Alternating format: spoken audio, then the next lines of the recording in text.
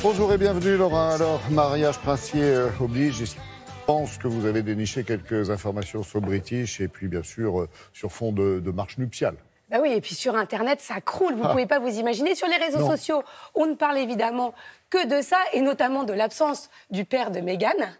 Donc ça a été difficile pour moi de faire un choix. Parmi toutes ces informations, j'ai fait une petite sélection, un petit vadémécum de survie pour regarder demain le mariage royal. C'est parti, je vous emmène immédiatement faire ce petit tour de l'Angleterre.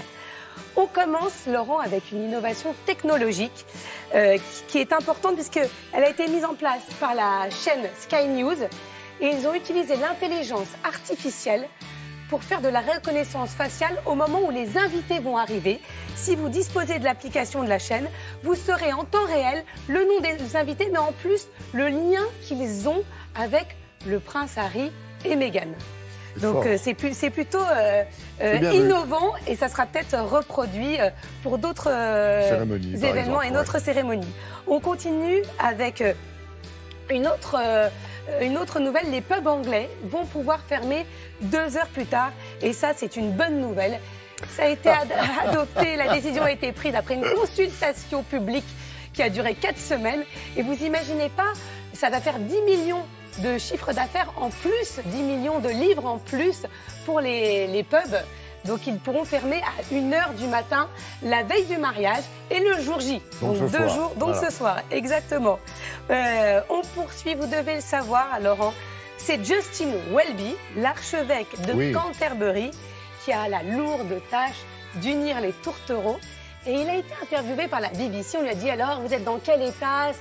Vous êtes content, vous êtes stressé? Il a dit, bah si, je suis très stressé. Dès que je nie des couples, de toute façon, je le suis. Alors, est-ce que vous avez un petit remède pour faire passer votre stress? Oui, j'écoute du rap. Et pas n'importe quel rap, c'est de la grime, un rap anglais issu des faubourgs de Londres. C'est lui, l'artiste Stormzy, qui l'écoute régulièrement pour se détendre la veille et les jours qui précèdent l'union sacrée. Voilà, donc peut-être que si vous êtes pressé chez vous, n'hésitez pas à suivre ses conseils. Tradition oblige, le couple fera un petit tour en carrosse, le Royal Ascot.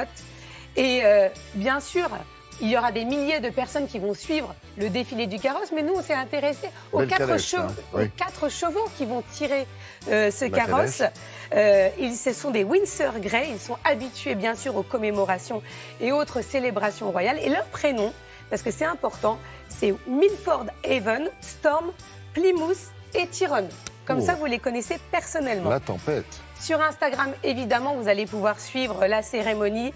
Il y a un compte officiel Instagram, c'est Kensington Palace, dont vous voyez ici quelques extraits. Il y a aussi le compte officiel de The Royal Family, où vous pouvez voir les répétitions de la chorale. En ce moment, c'est ce qu'ils sont en train de poster. Voilà, donc abonnez-vous immédiatement si ce n'est pas déjà fait. Regardez comme ils sont mignons quand ils étaient petits. Et on termine avec une initiative originale pour rendre hommage au couple princier, Laurent. Ça ne s'adresse pas à vous, mais aux fans. C'est le maillot une pièce à l'effigie d'Harry et Meghan. Et moi, je trouve ça très saillant parce que ça vous affine, ça vous amincit. Et je pense qu'on va être magnifique sur les plages cet été avec ce maillot de bain. Ah, je crois qu'effectivement, cette image, oui, en tout cas, elle remporte la palme ici dans le studio de Télématin. On aurait pu venir en maillot de bain toutes, faire nos chroniques. Raté, c'est ballot. Merci Laura.